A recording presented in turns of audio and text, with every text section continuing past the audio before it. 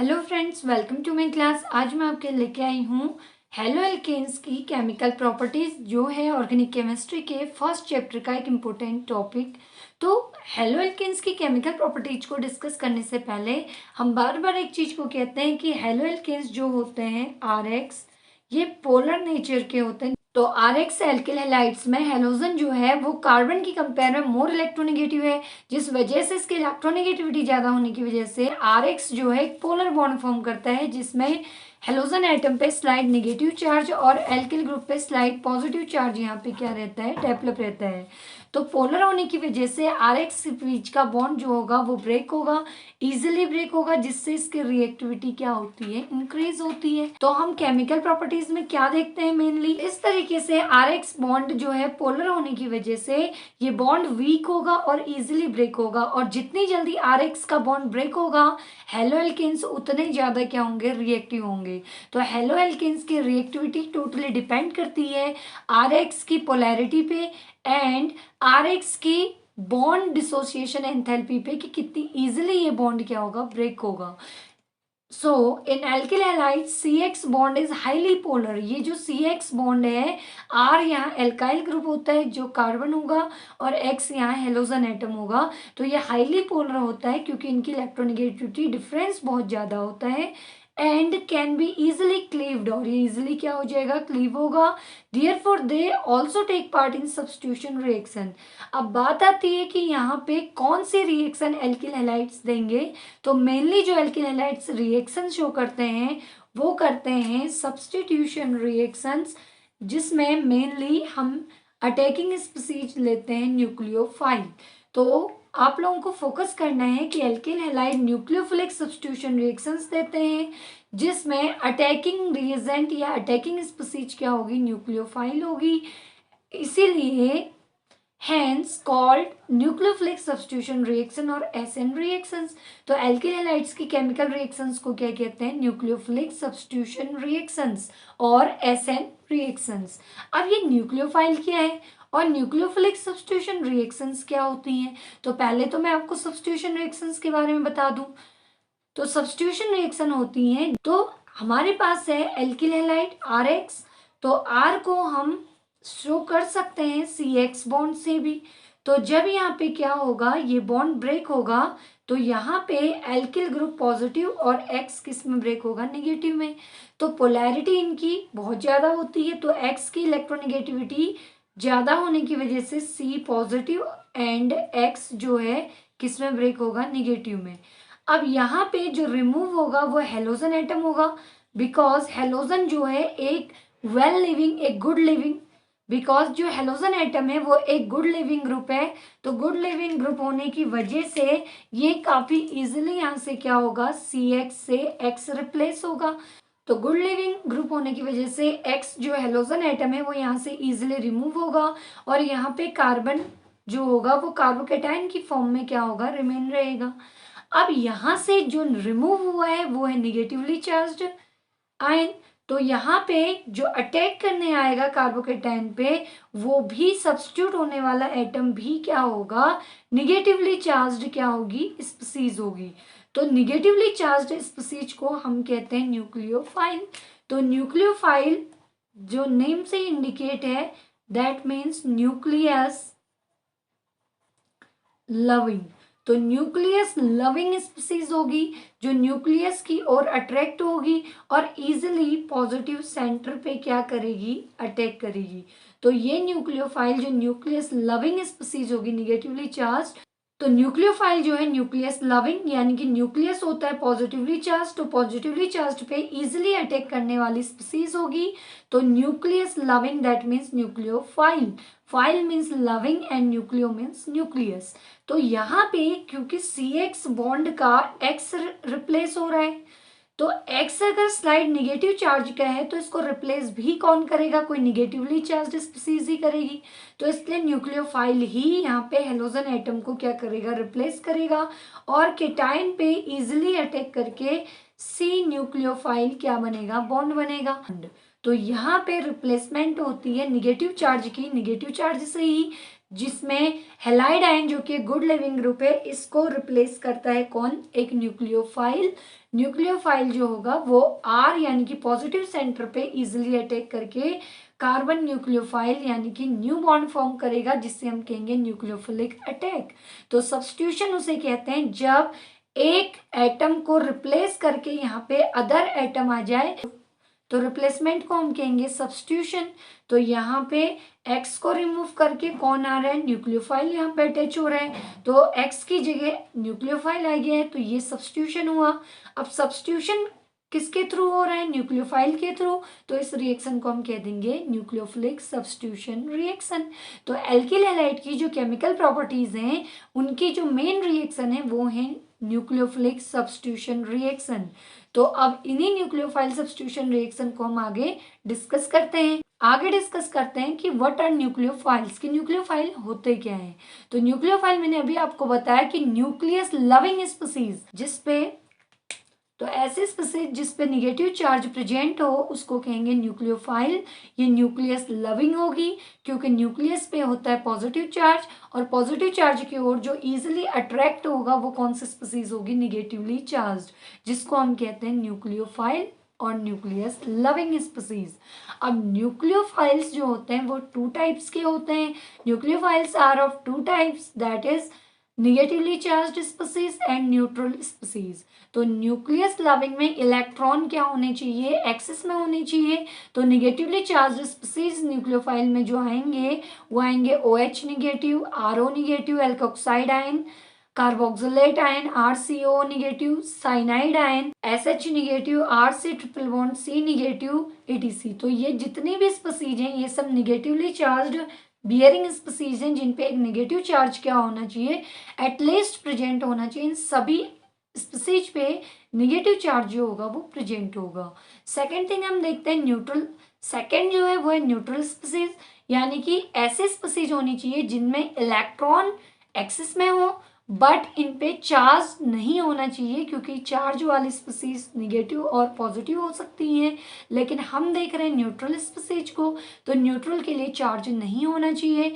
तो चार्ज नहीं है तो इन पे इलेक्ट्रॉन की एक्सेस कैसे होगी, इलेक्ट्रॉन ज्यादा कैसे होंगे, तो ये होंगे lone pair bearing atom molecules, ऐसे मॉलिक्यूलर स्पीसीज जो न्यूट्रल स्पीसीज होंगी बट जिसमें एटलीस्ट एक ऐसा एटम प्रेजेंट होगा जिसके पास लोन पेयर्स होंगे। फॉर एग्जाम्पल अमोनिया है, अमोनिया में जो नाइट्रोजन है इसके पास 1 लोन पेयर है। 1 डिग्री एमाइन है जिसमें नाइट्रोजन के पास 1 लोन पेयर है। 2 डिग्री एमाइन है जिसमें नाइट्रोजन के पास 1 लोन पेयर है।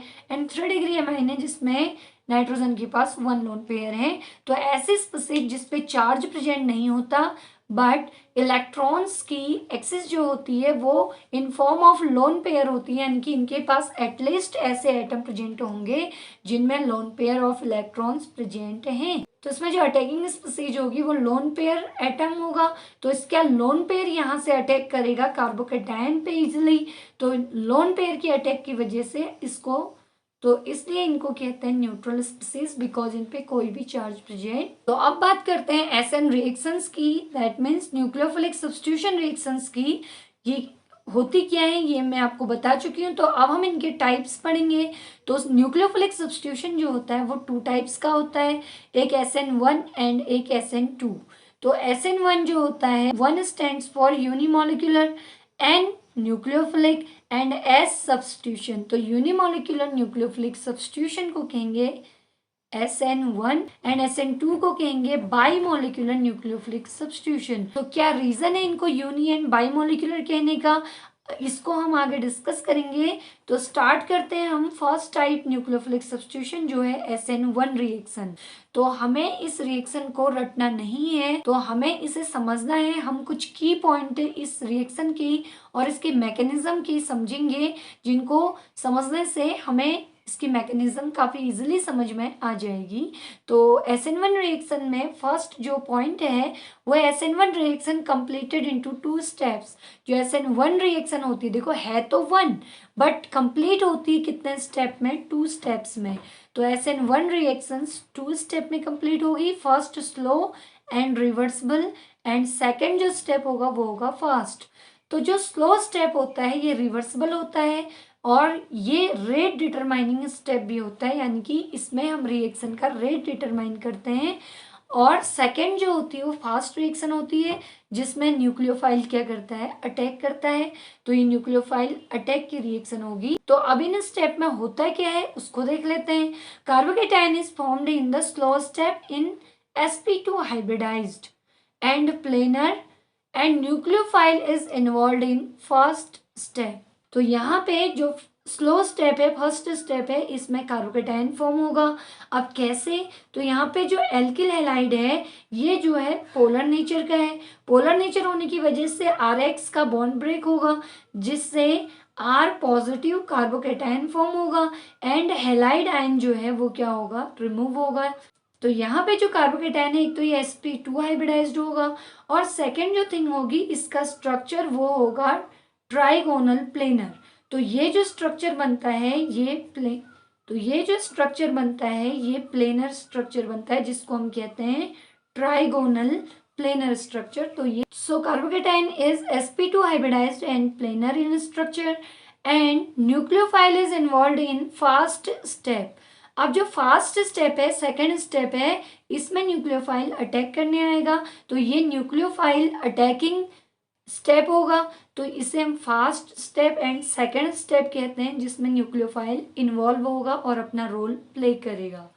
अब सेकेंड की पॉइंट है, तो फर्स्ट पॉइंट पे हमने क्या सीखा कि जो SN1 रिएक्शन है वो कितने स्टेप होती है, 2 स्टेप, एक स्लो एंड रिवर्सिबल और सेकेंड फास्ट। जो स्लो है वो रेट डिटरमाइनिंग स्टेप होता है और इसमें एल्किल हैलाइड ब्रेक होता है, ब्रेक होके कार्बोकेटायन को फॉर्म करता है। एंड जो सेकेंड फास्ट स्टेप है तो उसमें न्यूक्लियोफाइल अटैक करने आएगा। तो अब है इसका second point, the order of reactivity of alkyl halides for SN1 reaction is. अब हमें ये तो पता है कि एल्किल हैलाइड जो है न्यूक्लियोफिलिक सब्स्टिट्यूशन देते हैं, तो कौन से एल्किल हैलाइड SN1 इजीली देंगे और कौन से SN2 को शो करेंगे। तो इसके लिए हम देखेंगे इनका रिएक्टिविटी ऑर्डर कि एल्किल हैलाइड्स का SN1 रिएक्शन के लिए क्या ऑर्डर होता है। तो ये होता है 3 degree, then 2 degree, then 1 degree. तो 3 डिग्री एल्किल हैलाइड सबसे फास्ट और सबसे इजीली SN1 रिएक्शन देते हैं, then 2 degree and then 1 degree. CBSE में काफी पूछा जाता है कि which of the following pair gives SN1 easily, कि कौन सा एल्किल हैलाइड SN1 को इजीली देगा या फिर कौन SN2 के लिए मोर रिएक्टिव होगा। तो इस तरीके से क्वेश्चन पूछे जाते हैं। तो इनका ऑर्डर आप याद रखिएगा, SN1 के लिए 3 degree, 2 degree, then 1 degree. Third point है, इट इज कॉल्ड यूनिमोलिक्यूलर। अब हमने कहा कि SN1 जो है वो यूनिमोलिक्यूलर न्यूक्लियोफिलिक सब्स्टिट्यूशन होती है, बट इसका रीजन क्या है, क्यों इसको यूनिमोलिक्यूलर कहते हैं, because the rate of reaction is depends upon only the concentration of alkyl halide. क्योंकि जो SN1 रिएक्शन होती है इस रिएक्शन का रेट जो है वो केवल substrate that mean alkyl halide की कंसंट्रेशन पे डिपेंड करता है, इनकमिंग न्यूक्लियोफाइल पर नहीं। ये आने वाले न्यूक्लियोफाइल के कंसंट्रेशन पे डिपेंड नहीं करता है रिएक्शन का रेट, केवल एल्किल हैलाइड की कंसंट्रेशन पे। 2 रिएक्टेंट जो हमारे पास हैं उनमें से केवल एक ही सबस्ट्रेट जो है एल्किल हैलाइड, उस पे ही इस रिएक्शन का रेट डिपेंड करता है, इसलिए हम इसको यूनिमोलिकुलर न्यूक्लियोफिलिक सब्स्टिट्यूशन कहते हैं। फोर्थ एंड लास्ट पॉइंट है, racemic mixture is obtained as a product and shows retention in configuration, कि इस रिएक्शन में जो प्रोडक्ट हमें ऑब्टेन होगा वो या तो रेसमिक मिक्सचर की फॉर्म में होगा या फिर वन प्रोडक्ट होगा जो अपनी कन्फिग्रेशन को रिटेन रखेगा, यानी कि जैसी एल्किल हैलाइड या सबस्ट्रेट की कन्फिग्रेशन होगी तो ऐसे ही सेम टू सेम यहाँ पे प्रोडक्ट की कन्फिग्रेशन भी रहेगी, इसके कन्फिग्रेशन में कोई चेंज नहीं आएगा, तो अपने कन्फिग्रेशन को रिटेन रखता है बनने वाला प्रोडक्ट, तो इसलिए हम इसको कहते हैं रिटेंशन इन कन्फिग्रेशन। यानी कि जो भी प्रोडक्ट इसमें ऑब्टेन होगा, अगर वो केवल एक प्रोडक्ट हम दे रहे हैं तो रिटेंशन इन कन्फिग्रेशन शो करेंगे, और अगर हम 2 प्रोडक्ट दे रहे हैं तो हम यहाँ पे रेसमिक मिक्सचर हमें क्या होगा, ऑब्टेन होगा, हम रेसमिक मिक्सचर को यहाँ पे क्या करेंगे, शो करेंगे। तो रिएक्शन होगी 3 डिग्री एल्किल हैलाइड सबसे फ्रिक्वेंटली इस रिएक्शन को देते हैं और सबसे फास्ट देते हैं। ये रिएक्टिव सबसे ज्यादा होते हैं SN1 के लिए। तो 3 डिग्री एल्किल हैलाइड्स क्या होते हैं? जब हेलोजिनेटेड कार्बन से 1 2 3 एल्काइल ग्रुप्स क्या होते हैं, अटैच्ड होते हैं, तो उसे कहते हैं 3 डिग्री एल्किल हैलाइड। ये जब किसी भी न्यूक्लियोफाइल से क्या करेगा, रिएक्ट करेगा, तो Br यहाँ से हेलोजन एटम जो है यहाँ से रिप्लेस होगा और रिप्लेस होकर के न्यूक्लियोफाइल यहाँ पे क्या होगा, अटैच होगा। Br हेलाइड आयन को यहाँ से रिप्लेस करेगा न्यूक्लियोफाइल इनकमिंग। तो यहाँ पे हमें एक रेसमिक मिक्सचर ऑब्टेन होगा प्रोडक्ट की फॉर्म में, जिसमें हेलाइड आयन की जगह पे न्यूक्लियोफाइल क्या होंगे, सब्स्टिट्यूटेड होंगे। तो अब हम देखते हैं इसकी मैकेनिज्म को। It involves in 2 steps. तो इसकी जो मैकेनिज्म होगी वो 2 स्टेप्स में कंप्लीट होगी, हम पहले भी पढ़ चुके हैं। स्टेप फर्स्ट जो होगा स्लो एंड रिवर्सिबल स्टेप होगा और इसमें न्यूक्लियोफाइल क्या होगा, प्रेजेंट होगा। तो न्यूक्लियोफाइल की प्रेजेंस में 3 डिग्री एल्किल हैलाइड क्या होगा, ब्रेक होगा और कार्बोकेटाइन को क्या करेगा, फॉर्म करेगा। तो ये है 3 डिग्री एल्किल हैलाइड जिसमें हमने 3 मिथाइल ग्रुप लिए हैं और 1 क्या लिया है, हेलोजन एटम। तो ये स्लो एंड रिवर्सिबल स्टेप है। तो इसमें क्या होगा, C एंड Br जो हैं वो स्लाइटली पोलर नेचर के होते हैं। तो ये यहाँ से इजीली ब्रेक करेगा और ब्रेक होने के बाद ये कार्बोकेटाइन फॉर्म करेगा and halide Br bromide ion क्या होगा, बाहर हो जाएगा, रिमूव हो जाएगा। तो इस तरीके से बॉन्ड क्लीवेज होगा और कार्बोकेटाइन फॉर्म होगा। इसका जो कॉन्फ़िगरेशन है, इसमें जो कार्बोकेटाइन फॉर्म होगा ये sp2 हाइब्रिडाइज्ड होगा एंड साथ ही साथ ये जो होगा ये ट्राइगोनल प्लेनर शेप में होगा। तो इसका जो स्ट्रक्चर होता है वो ट्राइगोनल प्लेनर होता है। तो इस तरीके से अगर हम इसको शो करें तो ये क्या होगा, ट्राइगोनल प्लेनर।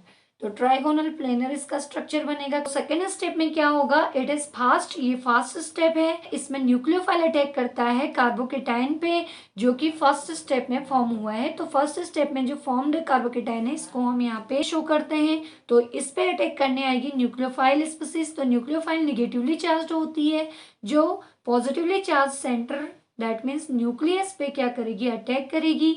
तो यहाँ से अटैक करेगी तो यहाँ पे न्यूक्लियोफाइल OH जो है अटैच हो जाएगा। तो इस तरीके से प्रोडक्ट फॉर्म हो जाएगा। तो इस तरीके से यहाँ पे हमें एक रेसमिक मिक्सचर क्या होगा, ऑब्टेन होगा, जिसमें हमारा जो कॉन्फ़िगरेशन है रिएजेंट का, यही कॉन्फ़िगरेशन हमारा रिएक्टेंट में भी था और यही कॉन्फ़िगरेशन हमारा कहाँ है, प्रोडक्ट में भी है। जिस तरफ Br था, हेलोजन था, उसी तरफ हमारा न्यूक्लियोफाइल अटैच हुआ है।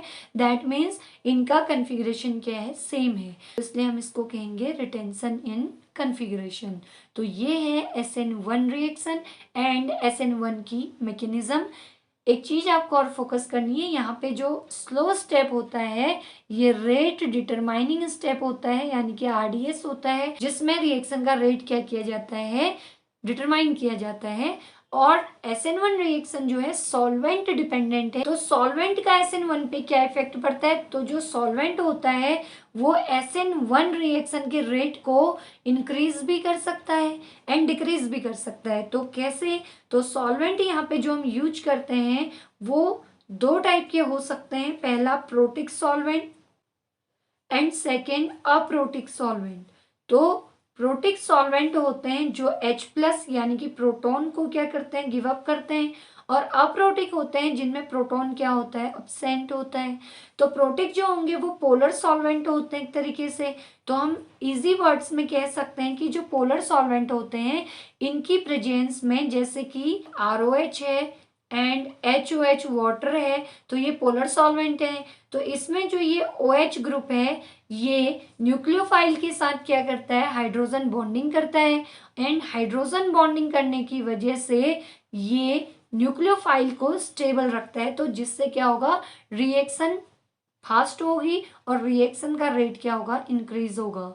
जबकि जो अप्रोटिक सॉल्वेंट है जिनमें प्रोटॉन नहीं प्रेजेंट होता है, ये जो है तो इनमें हाइड्रोजन बॉन्डिंग करने की एबिलिटी नहीं होती और उसके रिएक्टिविटी को सप्रेस करते हैं। तो अब इसी सीक्वेंस में हम डिस्कस करते हैं SN2 रिएक्शन को।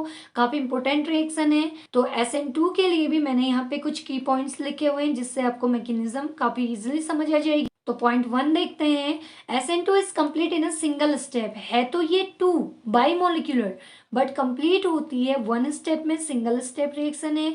Because unstable transition state is formed in this reaction, क्योंकि यहाँ कार्बोकेटाइन फॉर्म नहीं होता है, बल्कि कार्बोकेटाइन की बजाय यहाँ पे ट्रांजिशन स्टेट बनती है जो काफी अनस्टेबल और शॉर्ट लिव्ड होती है।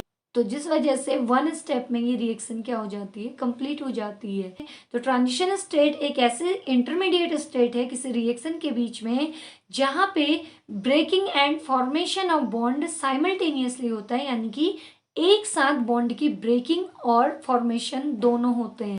तो हेलोजन एटम यहाँ पे ब्रेक होके जिस टाइम पे निकल रहा होता है उसी टाइम पे न्यूक्लियोफाइल का अटैक भी कार्बन पे हो रहा होता है, जिससे फॉर्मेशन एंड ब्रेकिंग जो है वो दोनों क्या होती हैं, साइमल्टेनियसली होती है, यानी कि साथ में होती हैं। सेकेंड पॉइंट है जिससे काफी क्वेश्चन पूछे जाते हैं, the reactivity order of alkyl halide for SN2।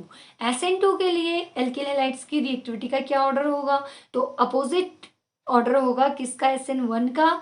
SN1 जो है सबसे ज्यादा 3 डिग्री रिएक्टिव होते हैं SN1 के लिए, देन 2 देन 1। बट यहाँ पे उल्टा सीक्वेंस होगा, अपोजिट सीक्वेंस होगा। सबसे पहले जो रिएक्टिव होगा वो होगा CH3X यानी कि मिथाइल हैलाइड, देन 1 डिग्री जिसमें 1 एल्काइल ग्रुप हो, देन 2 एंड देन 3।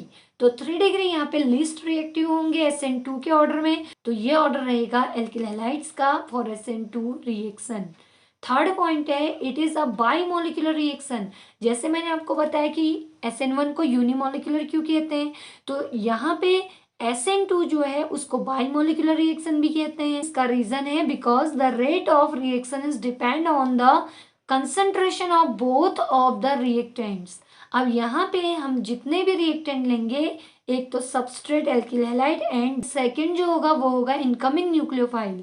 तो रिएक्शन का जो रेट होगा वो एल्किल हैलाइड एंड न्यूक्लियोफाइल दोनों की कंसंट्रेशन पे क्या करेगा, डिपेंड करेगा। तो अगर दोनों रिएक्टेंट स्पीसीज के या सबस्ट्रेट और न्यूक्लियोफाइल दोनों की कंसंट्रेशन पे डिपेंड करता है रेट ऑफ रिएक्शन, तो उसको कहते हैं बाइमोलिकुलर और SN2 रिएक्शन।